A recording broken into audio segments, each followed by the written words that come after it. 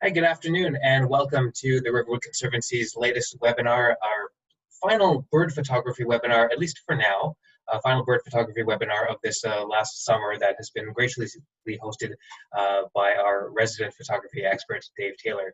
So Dave, thanks again for joining us and for sharing all these tips over the summer on bird photography, and we'll have some more great tips today, I'm sure, in terms of working up the images and really making the shots pop. Even if what you captured in the field is maybe not the best image that you'll ever take. So welcome everyone, thanks again for joining us. My name is Rashid Clark. I'm the marketing specialist at the Riverwood Conservancy. And as always, we just like to remind people that as a result of COVID, we have had to deal with a lot of event cancellations, including our largest fundraisers.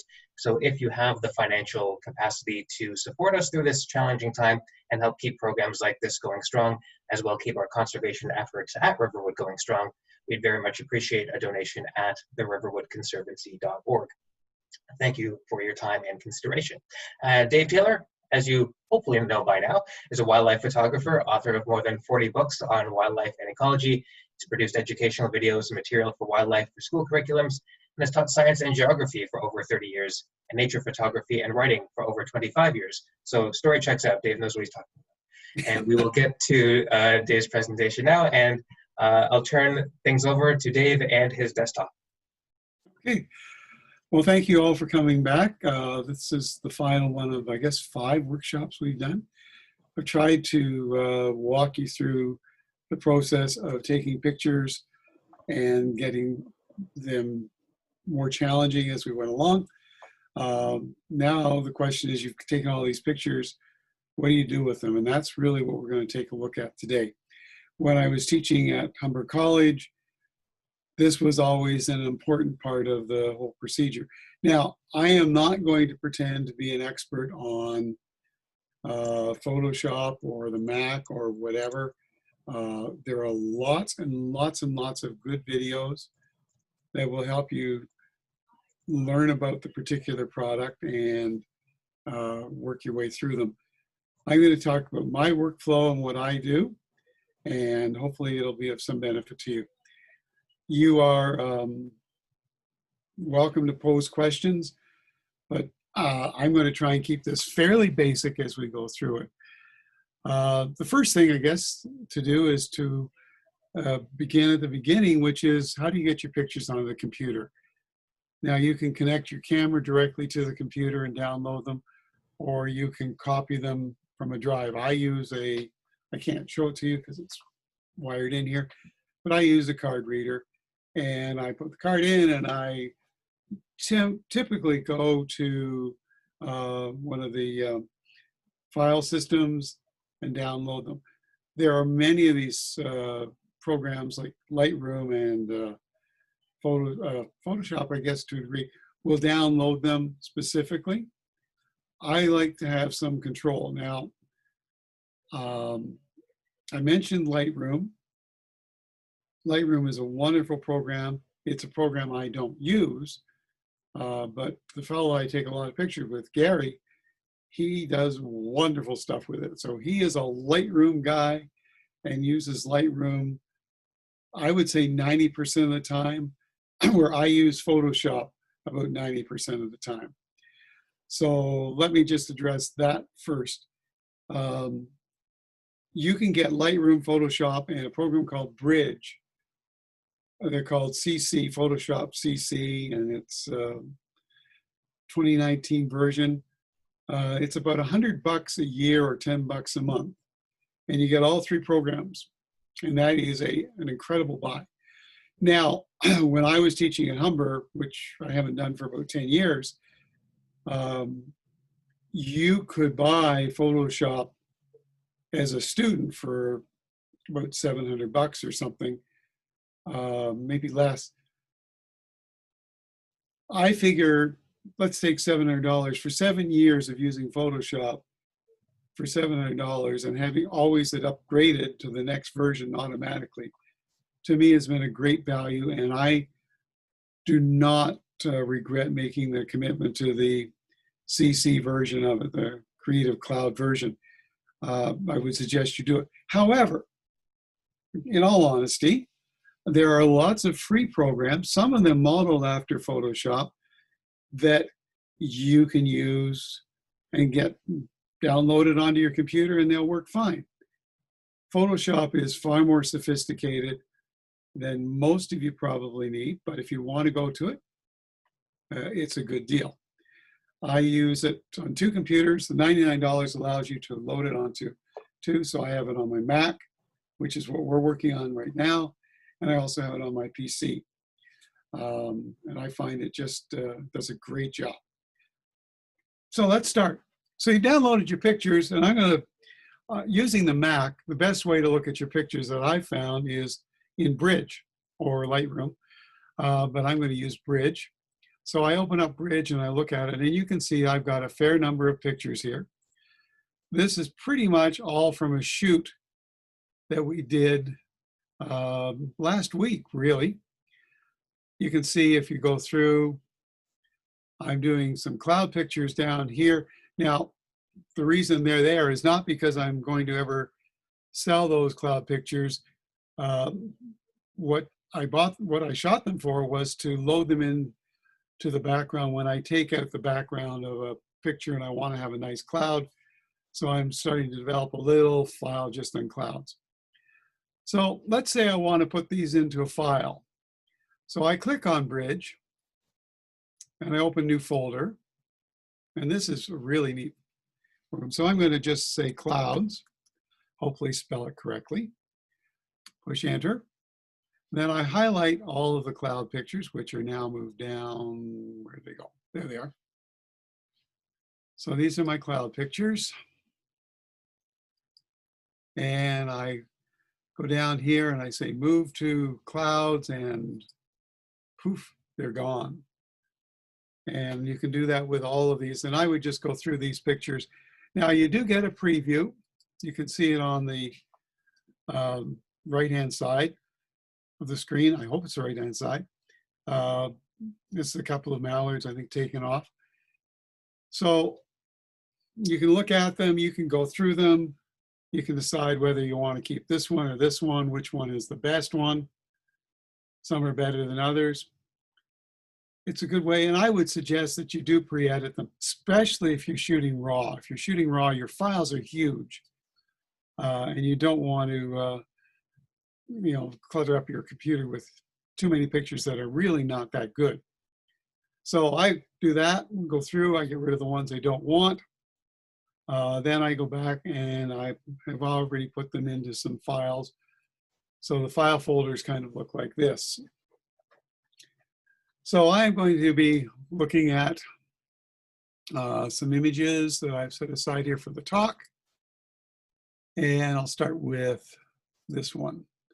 So I want to open it up. I can click on it and I can say open with Photoshop 2019. And it'll go there and it will bring it up. So now I've moved into Photoshop. I've got this picture, and this is the first time I have seen it, so I don't know if I like it or not. What I do is I look at a picture and I sort of analyze it. What's going to work? What's not going to work? Are there parts in the picture that I can take out? So this is the picture of a great blue heron next to a trumpeter swan. This is up near Palgrave. The blue heron is kind of lost in here. It would have been better had I just been a little bit higher. The swan, however, is neat, so I could conceivably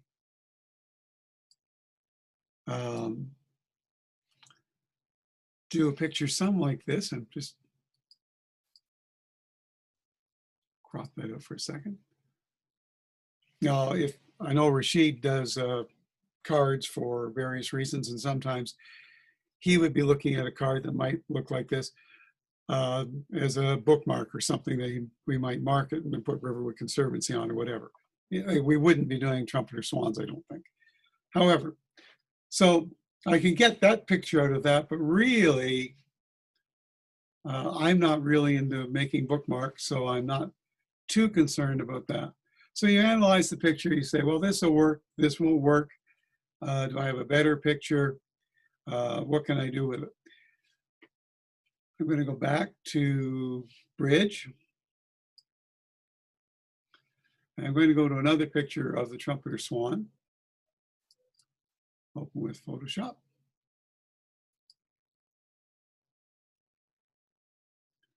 Now this one appeals to me. And what I look at that is, what am I going to do with it? What are the parts of this picture that I want? And is there anything in there that's distracting that I need to correct? So I take a look at it. Now, this little feather floating here might bother me. Now you have to remember, we're talking rules of composition.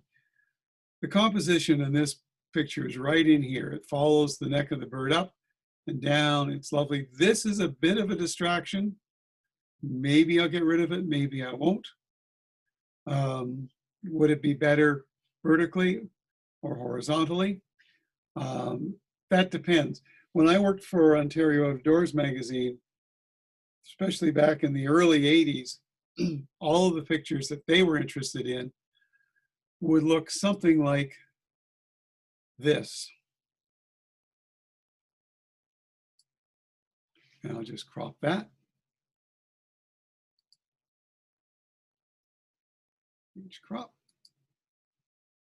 And the reason being is they wanted to put the logo Ontario Out of Doors up here with their banner, and then they'd have space in here to put their various products and stories that they were featuring. So the point I guess I'm hoping to make here is each time you look at a picture, you need to think about what it is you're going to do with the picture. Are you using it for a magazine? Is it a magazine cover? Is it something else? Now, as magazines changed, I can just go up here to go back to open.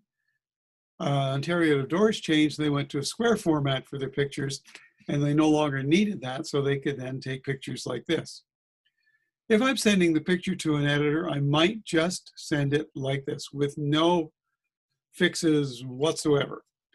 It will depend on the magazine and the publisher or whatever. If I am going to do more with it, the first two things you will do with any picture is you want to take a look at the color balance or the balance. So I push Control L. Now this is your I just lost the name of it. But it shows basically, and I'll think of it, the color, the way the light is being used. When I took a Photoshop course, we were told to bring in the little arrow to the bottom and then bring it into the top. And you can see what it does. It brightens it. Well, that brightens it too much. You're losing all of the detail on the feather. So I want to go back a bit. You see how the neck is starting to come into it again? So I would leave it like that. Just about every picture you use has to be tweaked a little bit. I did know one photographer who had an art gallery in Jordan, and his claim, and I believe him, was that he took his pictures right from the camera right to the printing press. He didn't do any of this stuff because he was he must have been a control freak. He would set his camera with all of the dials and data and all that kind of stuff, and he would be able to get the picture right out of the camera. Now, that's the first thing I would do, is adjust the color balances, or not the color balance, but the brightness. The second thing I would do is I would go to layer, I think it's layer, no, filter rather, sorry, go down to sharpen. I do this automatically, I don't think of the words anymore. There are several types of sharpening you can do. You can reduce the sharpness, you can just sharpen it, you can sharpen edges, you can sharpen more. The default is Smart Sharpen. And I use 75%, 1 pixel, and I reduce the noise by 10%. And I remove lens blur. So then I click on this. And if you do nothing else, do those two things with every picture that you've taken, unless you are this fella in Jordan who is just amazing at what he does. This will sharpen the picture. It will not, and I stress this, it'll sharpen the picture, but it will not correct camera shake and things like that. You can buy other programs that will do that. That'll do them far better than I've seen Photoshop do. Gary, who uses Lightroom, finds that it is much better at correcting photo shake and some blurring and out of focus. But I find that just as a starting point, this is a good way to go. Now, if I am going to use the other program, which is sold by Topaz, I would not involve this step. So now I've got a picture that's sharp and works pretty good. Now, of course, I centered it. I didn't take much, well, I probably did this deliberately. I didn't take time to move the bird over to the left or the right. I just shot. So now I want to take a look at it, and I want to decide how I want to treat this picture. So you can go over here, and it's a crop button. And I have the crop button set right now for 16:9 because that's the size I'm using for slideshows. And it's different. It's not the square format. It gives you a bit nicer look. By pulling the bar in, I can arrange it. Now, these lines here, these are the rules of third. And you kind of want to have it sort of on one of those rules of third. So there it is centered, which is between the rules, and it would be okay for a vertical, but I'm kind of inclined to put it over here. Now, one of the things that I suggest you buy into is these aren't really rules. They're more like guidelines. So if you don't want it right on the third, it doesn't have to be on the third. I'm not unhappy with that composition, so I go back up here to Image, click Crop, and now I've got an image that I'm happier with. I could get rid of this if I wanted to. I don't. I want to leave this picture looking natural. And I think that's something you have to come to terms with when you're doing your picture. How do you feel that about the shot? Do you want it to look over photoshopped? You want to look natural? You don't want a lot of junk in it, but you know, you got to kind of wrestle with that. And so you make your mind up and go for it. Now that's one way of doing it. And I notice I can go back up here and I can go back to the original picture. So if I want to do a 16:9 vertical, I can put the crop box on, click on the crop box and rotate the crop box. And now I have a vertical shot of it, 16:9. And I'm going to go like that. And I'm going to just tighten a little bit more up in the swan. And then I go Image Crop. And I have a different picture again. That may appeal to you. Now, if I'm doing these pictures for a client who has a particular set, for instance, they want to do a wall of pictures and they don't want to pay the money to get them custom framed. There are not a lot of 16:9 frames around.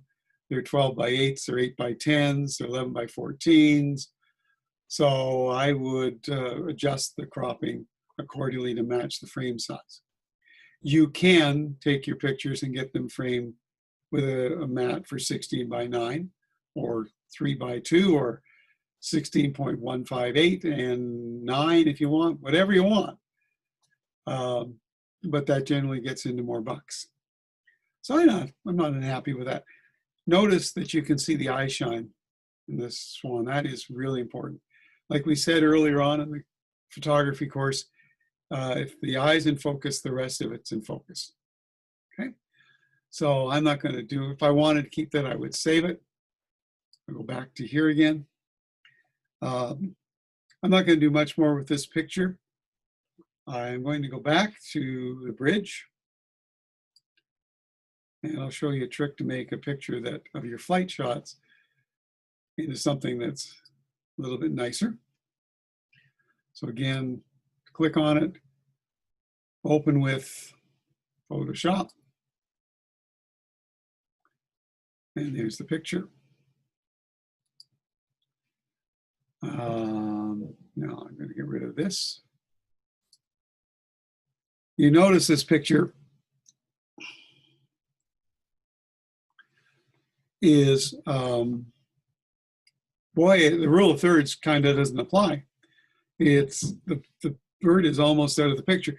And that's because I was shooting with my camera going bang, bang, bang, bang, bang. And the camera has a feature on it where it has like a predictive focus. So it, even without me having to focus on the bird, it kept the focus going. So that picture looks pretty good, but it's not really centered. This part, if I blow that up, the kingfisher is not too bad in focus. It's pretty good, really. But I want to have it over here on this side. So what you do is, I'm going to again do a 16 by 9, rotate the crop box. Just drag the crop box over. I'm sorry, I'm doing it this way. I'll do it this way. So I'm going to give myself more space. So I want the bird to be about there. So I'm going to crop it. Image crop. And I'll reduce that quite a bit. The picture I'm using, by the way, I apologize. I downsized it for Facebook, and I'll talk about that in a moment. So that's why it was a little grainy when I brought it up. But we'll continue working with this. Now I've got a bird here with a black background over here. And it's not a black background, that is the picture. So the way I correct it is I take a sample with the eyedropper of this color, and then I take the brush and I paint that section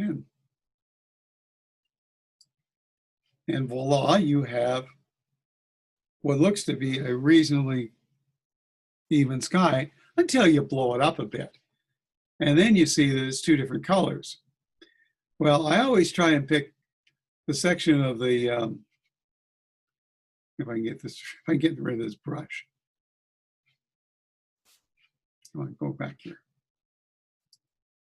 Go back to this. Where's the brush? I'm going to size that down quite a bit, so it's not quite as big. So what I do is I pick the side, the color that is closest to the subject, especially when it's isolated like this. Then I'll paint it in. And I'm going to be bigger brush than this. Nobody said this was going to be exciting, people. And it matches a little bit better. But it's still not the same color. So this is one of the things you can do in Photoshop. And this is cheating, okay? This is cheating.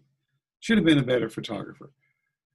You take this select wand here, the magic wand, and you select the colors. And you notice it selects everything in here but the bird, because the bird isn't color. And I've got this tolerance set relatively low to 20. Now I take the brush and I'm going to just enlarge that brush a bit. And I paint it in. And my bird is now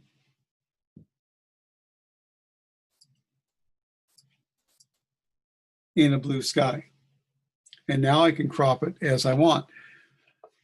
So I'm going to go back to Bridge for a second, and I'll bring up the picture that I worked on.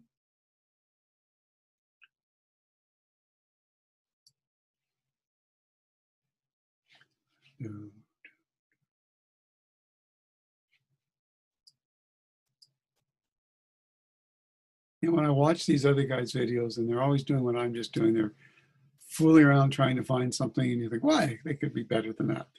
So this is the finished product that I worked on before we started this talk.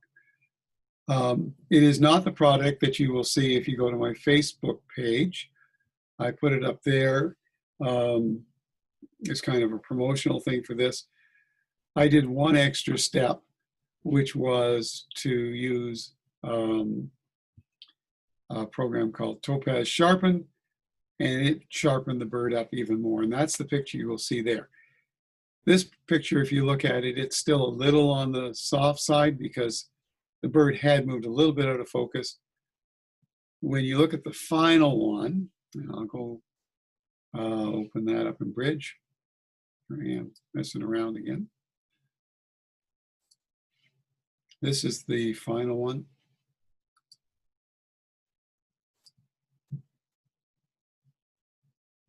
It looks almost the same, but if I blow it up for you, you can see it does very well. So it does a great job. Now it does, there are a few other things you can do to finish it, but it makes a big difference. Okay, so we're going to close out of these ones. This only works if you're shooting against a blue sky. It's not, I'm not going to say that. It's not really as good for other shots, but let's take a look at something else that's kind of cool with the new cameras that you people have. I'll go back to Bridge, and I want to get this picture, which looks absolutely like nothing.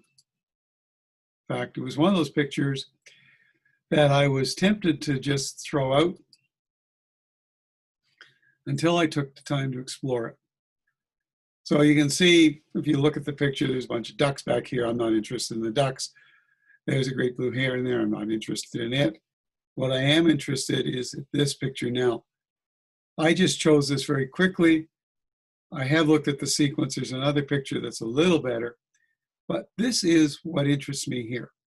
It's a kingfisher coming out of the water, and it's awful tiny.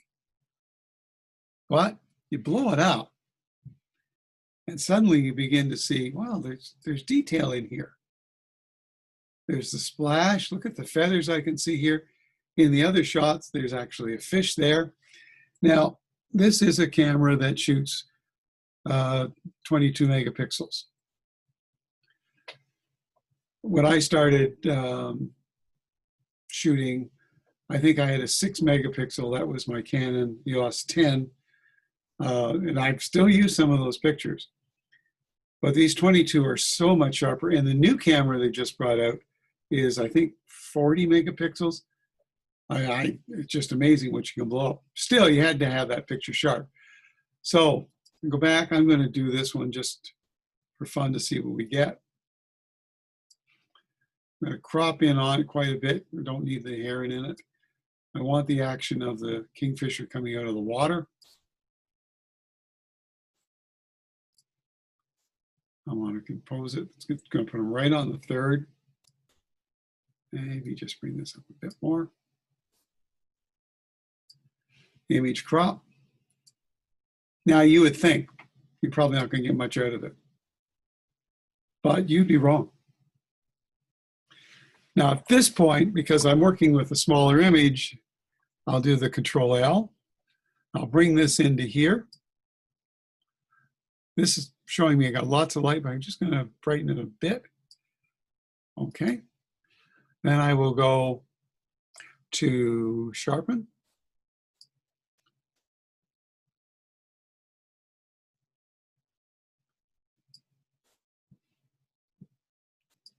And I will have done those two things. And then there's one final step I will do with this picture. And that is, I liked, and this is my own personal preference, I'm not saying you have to do it. I go to Image, I go to Adjustments, I go to Vibrance, and then I will click it up, and I click it up 20 on the vibrance scale and 20 on the saturation scale. And now I've got a picture that I'm reasonably happy with, although I would like the next shot of a kingfisher flying off. Now you can do all sorts of other things with Photoshop. You don't have to do these things.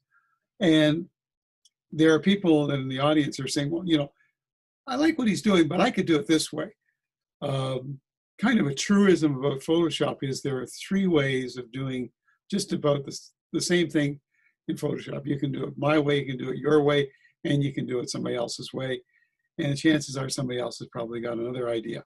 So there's all kinds of things that you can do. So I've done the picture, I'm happy with it. I could darken it, I could play with the colors a bit more, I could just darken the blacks if I wanted, I could change the greens. But let's say I'm happy with this picture. Well, now I got to save it. So the final part of the piece is saving the picture. So I save it. Now I don't want to save it with this number anymore. I will save it as is. And then I will, not as is, I'm going to save it. I don't know why this wheel's working. Like this, it should just come up. So I'm going to rename it. I'm going to call it Kingfisher. And you can name it whatever you want. You can call it a grizzly bear if you want. And I'll give it a number, although I don't have to. And then I will put save. Try and make sure the quality says 12, unless you're doing it for some reason. Now, if I want to use this picture for my Facebook page, I would go into the image.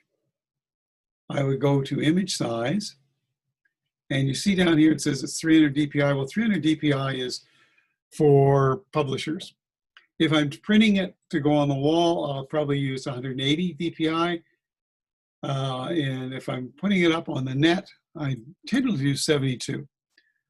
So that will immediately shrink it. Then I'll go in and say File, Save As.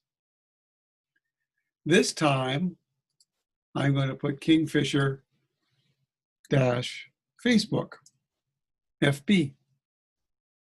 That tells me that it's done to go up onto my Facebook page. In the Facebook page, it'll look pretty good. And I'll put this on the Facebook page at the end of this, and you can see what it looks like. Okay, so let's go back to Bridge. So you've done your pictures, and you've got them labeled. Now you can label them in Bridge. So for instance, these 3 pictures here are all of trumpeter swans. I right click on them, I can go down to Batch Rename, and I can put in TR Swan. Now I try and not put the full names in if I can avoid it, because you do have space issues sometimes. And then I will put in number. I want text, I want number here. Where's number?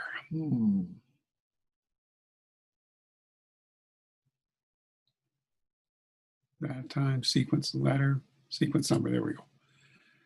And rename them. And boom, I have 3 trumpeter swans, 1, 2, and 3. And I might put a dash in there if I should have put a dash in. So you rename the pictures. You can also, this is important, if you're going to put them out in public, you probably want to put in your metadata. So you can rename them. You go into Tools, I think it is, and I append the metadata with Dave Taylor. And then all of those pictures will be given my name, my copyright, and it just gives you some protection. Do you have to do this with every picture? Obviously not. Those of you that are more into being organized than I am might do it with every picture. I met a fellow who was shooting redneck grebes down at Bronte Harbor one day, and he and his wife, cameras were going constantly. And I said, what do you do with the pictures? He said, basically, I look at them, look at a few, and then just put them on my computer. And I think a lot of people tend to do that. So pictures have been renamed. That metadata will tell you who took it, tell you where it was taken if you want. It'll tell you the shutter speed, it'll tell you the exposure, and it'll give you all that information that you need. And so you do that. Now, you can save it to the cloud. I always take my pictures and I back them up. And I had a catastrophic failure last week. I lost all of my videos on OneDrive.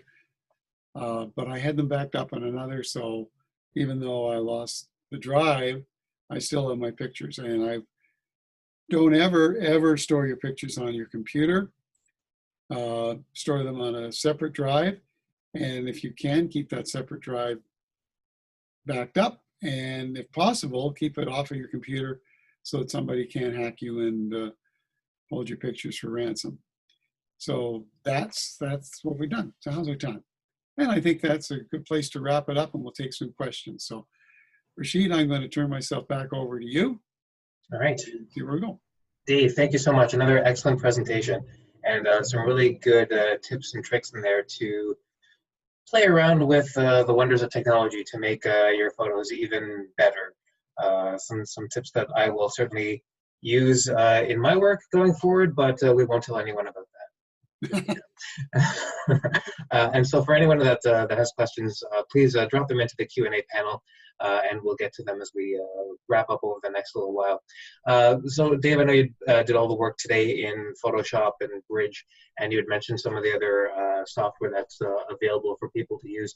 Is this the sort of standard for video or sort of for photo editing, or are there some other programs that people might want to approach if Photoshop maybe is a little bit too daunting for them? Photoshop, among professionals and semi-professionals, Photoshop is the go-to. Apple had their own version of it. I think it was called Aperture. And the impression I have, I don't know this for a fact, but the impression I had is that Photoshop got so good that the market for Aperture just disappeared. So you can no longer get Aperture. Photoshop is kind of the go-to things. And all of the other programs I mentioned, the Topaz programs, can be added into Photoshop. So you can go from Photoshop to Lightroom to Topaz Sharpen, the Topaz Denoise, to Bridge very smoothly. It's a very smooth, well-integrated program. Now, Adobe does have Photoshop Elements, which is a cheaper version of this. And I would say for 90% of the population, it's wonderful. It just does everything. I've been fortunate that as a professional, I was able to afford, back in the days when this was $1,000 to get into it. I think getting it for $99 is just wonderful. But there are lots of free programs, some of which are pretty much knockoffs of Photoshop that are out there. So, and I know that we went over quite a few tips and making photos, enhancing photos, cropping, making sky uniform. Does that ever make up for taking not so great photos to begin with, or like what are the limitations of dealing with software like this? Can it like actually make kind of poor shot good, or do you need to have a solid photo to begin with? It's good to have a solid photo, but I think,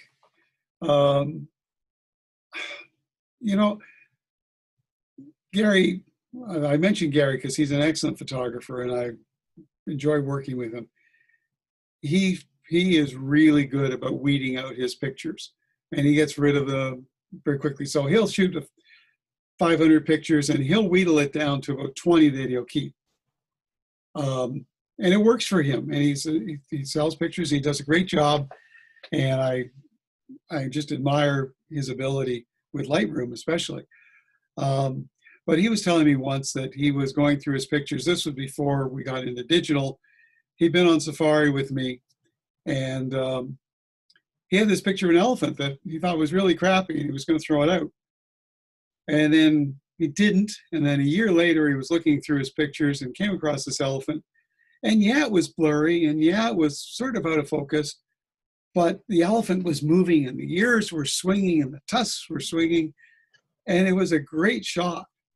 And it was really dramatic. So I tend to want to be a little more leisurely about my editing, so I don't throw pictures quite as rapidly as Gary does, but I don't shoot in RAW as much as he does, so that's another reason. But the other thing is I'm more into video now, if you've been following my Facebook page and Vimeo at Riverwood. And there are sequences with the camera where you're shooting 8 or 9 frames a second. And if I just keep the best shot, I've kind of lost the flow of that sequence. And you can, with programs like iMovie, the Mac, and Photoshop actually, take those pictures and string them together. And they're not as smooth as a movie, but you can capture the action. It's kind of like drawing little stick figures on a piece of paper and flipping it. It looks like a movie, it's a cartoon. But now that we're shooting with my current camera 20 frames a second, that's pretty much the speed of a movie. So I tend to keep even the bad ones because I just may want to make a film out of it sometime. So another tip rather, trick. And one last question that we'll get to today, and we'll see if you've actually used this, Dave, is IrfanView. Have you used that before? And any tips on photo editing with IrfanView, which I believe is a photo viewer editor for Windows? I used IrfanView when I first came to Riverwood. One of the first projects I had to work on was developing the school curriculums for our education, what became our Education Naturally program. And IrfanView was my go-to program. It was incredible, but that's 17, 18 years ago now. So I have lost track of it because Google came along with their software editing and their photo editing, whatever. And I kind of even think that Google might have bought IrfanView out. I haven't used IrfanView for about 10 years, so I'm really not qualified because I am sure it has evolved. And I really don't know what it's like today, but it was a great tool for me. It helped organize pictures. It helped me get these books done, these ebooks. I used it for another publisher I was working for at the time. So I found it was good, but I was even then into Photoshop. So I used IrfanView more as an organizing tool than something that I would use for photo editing. Okay. And that appears to be all the questions that we have from our participants today. So a very thorough presentation, no doubt. Dave, thank you again for your time and the tips that you shared on all of the photo editing stuff that we got to today. And not just for today, thank you for this whole series on bird photography that we've covered over the last several months. It's been a nice departure from the usual talks and presentations that we've had, and thanks to everyone for joining us and watching over the course of the summer as we deal with the challenges of COVID-19 and not being able to do presentations like this in person. Of course, we hope to see you back at Riverwood again soon, and in the meantime, you can support our environmental work and our environmental programs like this by making a donation at theriverwoodconservancy.org. And while you're on our website, keep an eye on the events page where we will have more information about upcoming webinars and Facebook Live presentations as we get into the fall. So stay tuned for more from Dave and the rest of us at the Riverwood Conservancy. Dave, any final words for today? One final word. Lori, your kestrel, if you're watching this, and I hope you are, was just amazing. I'm very jealous of that picture. And Naguib, I thought your images of the hummingbird were pretty good. So I am really appreciating those of you that are posting to Facebook and other places. It's great to see your images. I am really actually quite envious of some of the images that you've taken.